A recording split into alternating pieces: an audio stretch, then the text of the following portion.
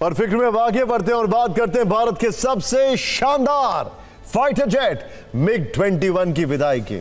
MiG-21, सोचिए, इसकी वो दहशत थी एक जमाने में दुनिया में कि बकायदा इजराइल ने इस एयरक्राफ्ट को हाईजैक करवा लिया था। भारत के आसमान की शान रहा है MiG-21, अब इतिहास बनने जा रहा है।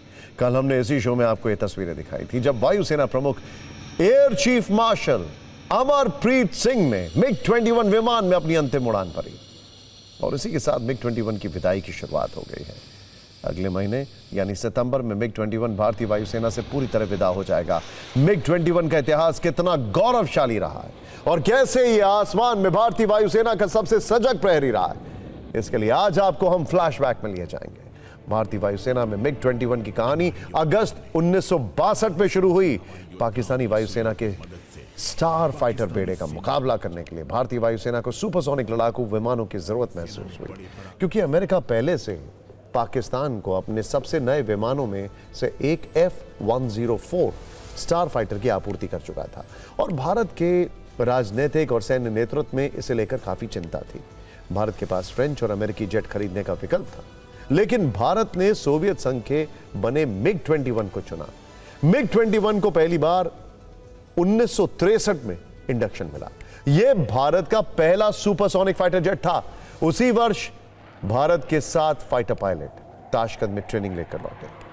चंडीगढ़ में नंबर 28 स्क्वाड्रन नाम से पहला बेस बना। अप्रैल 1963 में 6 MiG-21 फाइटर जेट पहली बार चंडीगढ़ पहुंचे। इसकी पहली स्क्वाड्रन को नाम मिला द फर्स्ट सुपरसोनिक।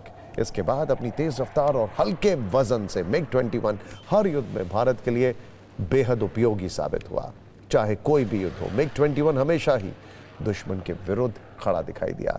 वर्ष 1965 के युद्ध में MiG-21 का सीमित योगदान रहा, लेकिन 1971 की लड़ाई में MiG-21 ने बड़ी भूमिका निभाई। इस युद्ध के अंत तक MiG-21 ने पाकिस्तान के 4 F-104, 2 F-6 और एक F-186 और एक C-130 हरकुलिस विमान को मार गिराया। इसके साथ ही ढाका में गवर्नर हाउस पर MiG-21 का शानदार पिन पॉइंटेड अटैक भी याद किया जाता है।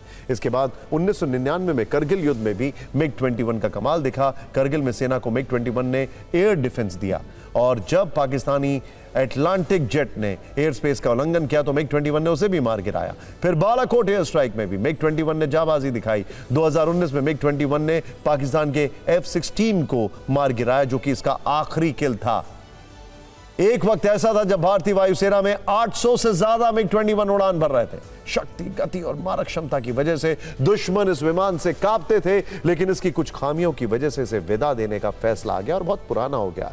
इसकी खूबियों और इसकी खामियों की वजह से MiG-21 को 2 नाम मिले।